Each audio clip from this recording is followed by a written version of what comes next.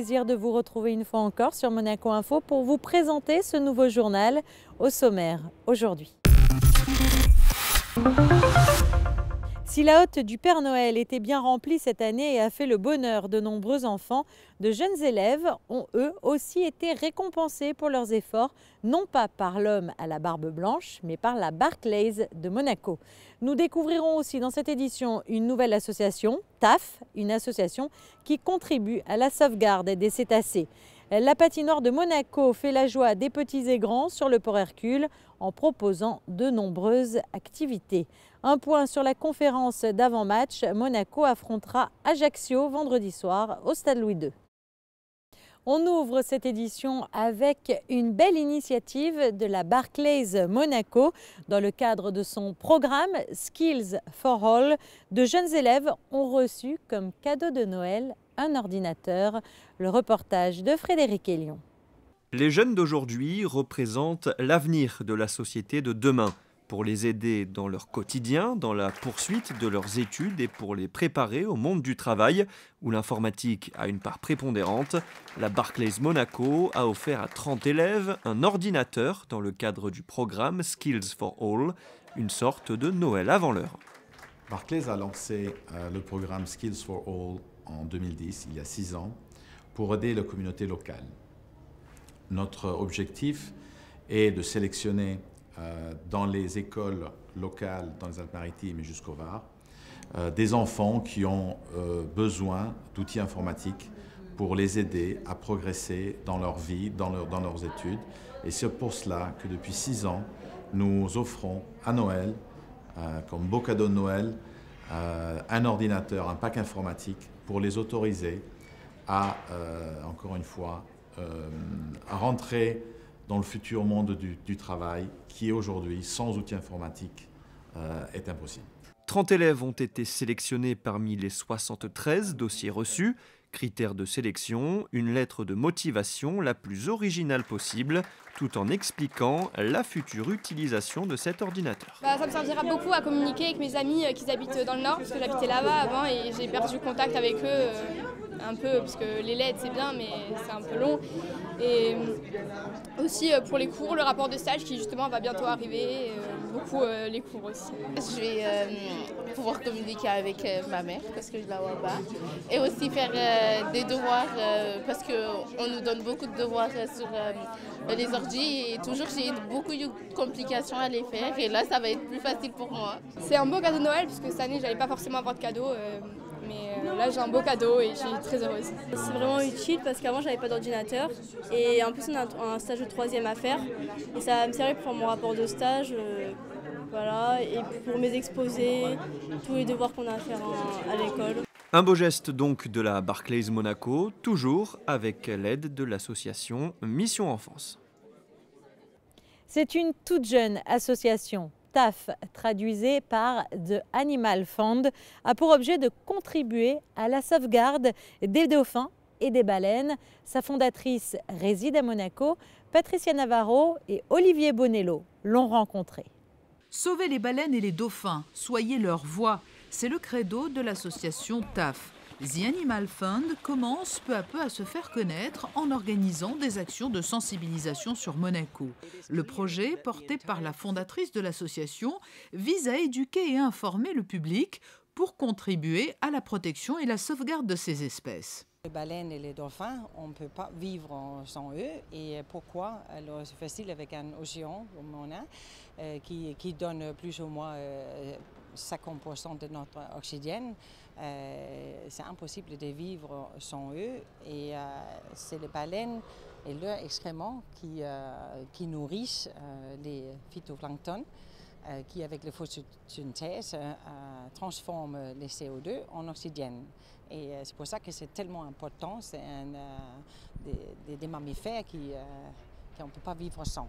The Animal Fund articule ses actions notamment autour de 3 groupes de réflexion qui évaluent l'impact de la pollution marine, qu'elle soit plastique ou liée aux produits chimiques toxiques, ou mènent des études sur la situation des animaux en captivité. Une chose, c'est évidemment toutes les pollutions, soit que c'est le plastique, que tout le monde parlait de plastique, comme on connaît qu'il y en a 5 énormes plaques de déchets dans le monde, des plastic giants, qui flottent. Et on sait aussi qu'il y a plus que 8 millions de tonnes de plastique qui est jeté dans l'océan chaque année. Mais il y en a plus que le plastique, il y a tous les produits toxiques, il y a les tests de sonar qu'on fait encore aujourd'hui et beaucoup en États-Unis, qui cassent les oreilles des baleines. Et ça, c'est un grand problème aussi. Et là, il y a des pétroles, évidemment, qui a aussi un problème. Et alors, le pétrole, les dauphins, ils avalent tout ça et alors, ça casse leurs poumons, soit ils meurent ou soit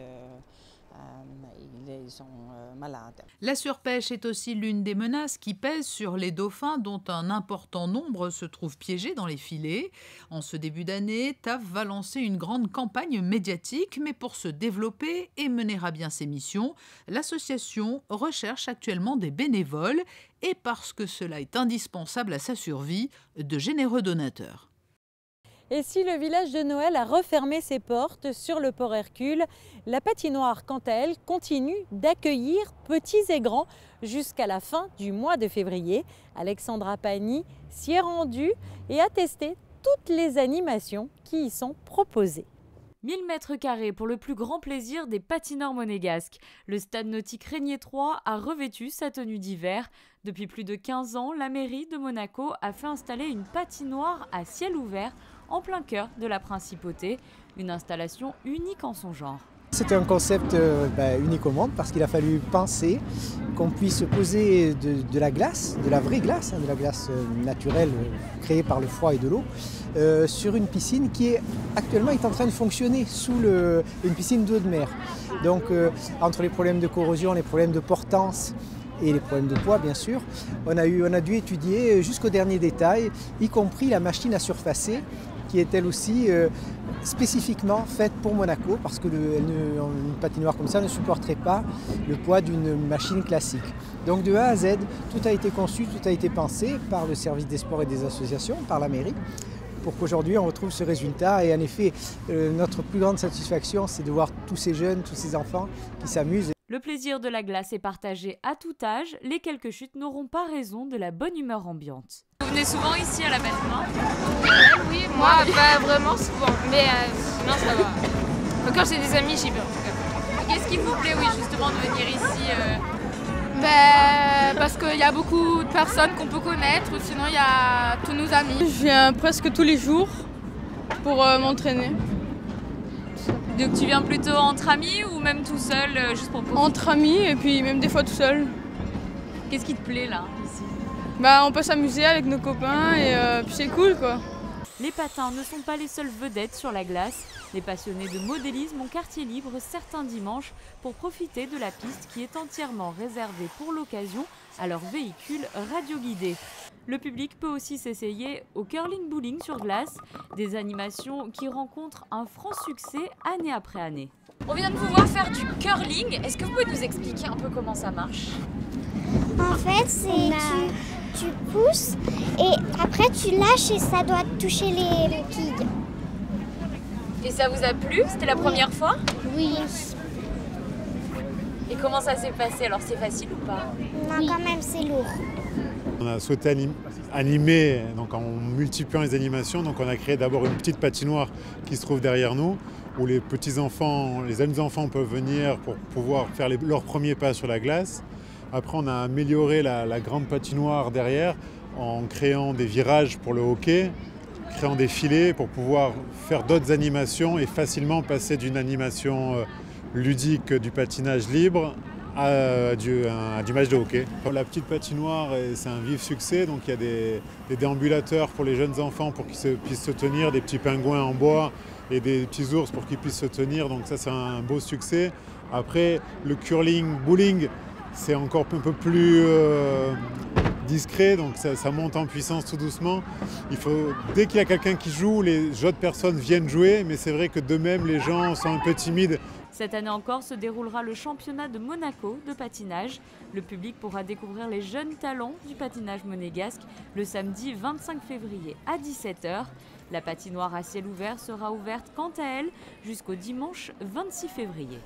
Depuis 20 ans, Gribouille et Carabistouille, Robinet et compagnie ont redonné le sourire à de nombreux enfants hospitalisés dans la région. Alors pour célébrer cet anniversaire, la Fondation Flavien a décidé de les mettre à l'honneur en vous proposant un spectacle qui sera donné samedi dès 15 h au Théâtre des Variétés. Alors l'entrée est gratuite pour les enfants des hôpitaux ainsi que pour les petits en dessous de l'âge de 5 ans, sinon comptez environ 10 € par personne. Sachez que l'ensemble des fonds récoltés sera intégralement reversé à l'association La Ronde des Clowns qui amuse et divertit depuis 20 ans les enfants souffrant dans les hôpitaux. Passons au sport à présent et notamment au football. Un premier match 2017 pour les Rouges et Blancs vendredi soir au Stade Louis II. Un 32e de finale de Coupe de France face à Ajaccio. Frédéric Elion vous présente les enjeux de cette rencontre. Avec 79 buts marqués en 30 matchs, une qualification en 8e de finale de Ligue des Champions, une deuxième place au classement en Ligue 1. La première partie de saison de l'AS Monaco est exceptionnelle et la deuxième débute par un mois de janvier crucial. Déplacement à Marseille et Paris en Ligue 1, un quart de finale de Coupe de la Ligue à Sochaux et la réception vendredi d'Ajaccio en 32e de finale de Coupe de France. Des Corses 15e en Ligue 2 qui ont gagné au Portel au tour précédent. C'est un adversaire deuxième ligue que toujours va essayer de jouer à fond aussi, à 200%, que nous avons besoin de faire attention, jouer avec la tête, jouer avec l'ambition contre un adversaire qui n'est pas très bien pour la Ligue 2. Mais c'est un adversaire avec 2 ou 3 joueurs intéressants offensivement. Il a Cavalli, il a Moiseau, sont joueurs avec une bonne dynamique. Et pour ça, nous avons besoin de faire attention, principalement le contre-attaque et le football direct de cet adversaire. 4 jours après le match contre Ajaccio, Monaco se déplacera à Sochaux en Coupe de la Ligue. Un calendrier chargé pour une reprise. Leonardo Jardim va faire tourner, mais toujours avec l'ambition d'aligner une équipe compétitive. Glick s'est suspendu, Abdou c'est avec une infection virale. Je ne sais pas s'il est prêt pour jouer. Raji il arrive d'un petit souci de décembre. Dirar et Adam sont pour la CAN. Reste les autres 18 pour ce match. Et les prochaines aussi. On va tourner un peu, mais toujours avec une bonne équipe pour essayer de gagner, que ça c'est l'objectif. Gagner ce match, mais aussi gagner un trophée, l'un des objectifs cette saison. Dernier titre majeur en date, la Coupe de la Ligue en 2003. Toutes les compétitions, on veut les jouer à fond.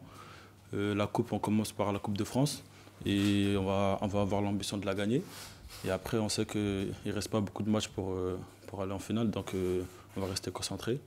Et après, il y a le championnat, il y a la Coupe de la Ligue, donc on va tout jouer à fond. On a envie d'avoir un petit trophée dans nos palmarès, donc on va tout faire pour gagner une compétition cette année. Leonardo Jardim devra faire avec une défense décimée, Glick et Mendy suspendus, Diallo malade, Sidibé devrait être aligné à gauche, Jemerson et Radji dans l'axe et Touré à droite. Morgan De Sanctis sera aligné dans les buts. Alors vous l'avez vu maintenant depuis plusieurs jours, le climat s'est nettement rafraîchi. Regardons ensemble la carte météorologique pour voir si le froid va perdurer. Et oui, le temps continuera à se rafraîchir. Des températures en dessous des normales vendredi avec un ciel partiellement nuageux sans disparition complète du soleil. Ce week-end, le climat sera quant à lui très frais. Les températures oscilleront entre 12 et 5 degrés samedi et dimanche. Et le temps sera gris avec des cumulus côtiers épais rendant les percées du soleil difficiles. Lundi, les éclaircies seront enfin de retour et le climat sera également plus doux. Peu de changements pour les jours suivants. Ce journal touche à sa fin. Retrouvez dès à présent Fabien Bonilla qui reçoit dans Regard extérieur Philippe Bianchi. À bientôt sur Monaco Info.